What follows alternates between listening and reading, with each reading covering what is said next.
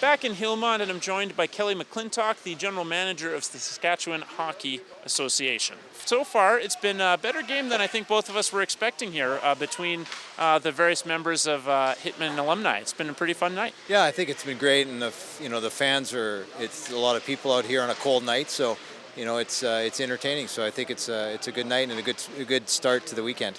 Absolutely. And now, obviously, this is an exciting day, Hockey Day in Saskatchewan.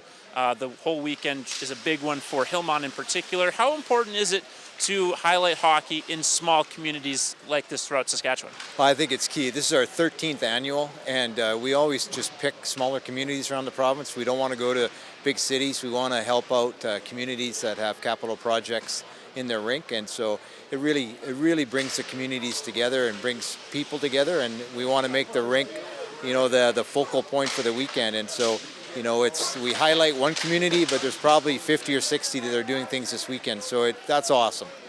And what stood out to you as well about the job that the Hillmont community has done in preparation for this event and the things that they're going to have throughout the week? Well, I think what's key is that everyone just pitched in, right? And they got excited. They felt they could get a lot of people for a banquet, so we moved it to Lloydminster, so they have a bigger facility, which means they can make some more money. And Sunday is really a highlight for all the kids to play. All the local teams are playing and the senior teams playing. So I think that's really a positive where it brings people in. But we also want to showcase some of the rest of the hockey in the province. So to have a AAA midget girls and boys game and an SJHL game here, there probably hasn't been one of those games ever held here. So it's really a positive thing, and to showcase other aspects of hockey. Absolutely. And what's one of the goals that you have at Saskatchewan Hockey kind of moving forward in the next couple of years? Because the game, as we've seen, continues to change. Obviously, safety in the last decade has been much more important as we understand more about head injuries, and the demographics have changed, obviously, throughout Canada. So what's kind of the focus heading into the next couple of years in terms of growing the game in Saskatchewan? Well, I think it's just the focus is on young kids, and changing the game of how it's played. So, at younger ages, they're playing cross ice, they're playing half ice, so kids can experience the game more and touch the puck more and focus more on skills and fun and not worry about wins and losses. I think that's a real key thing.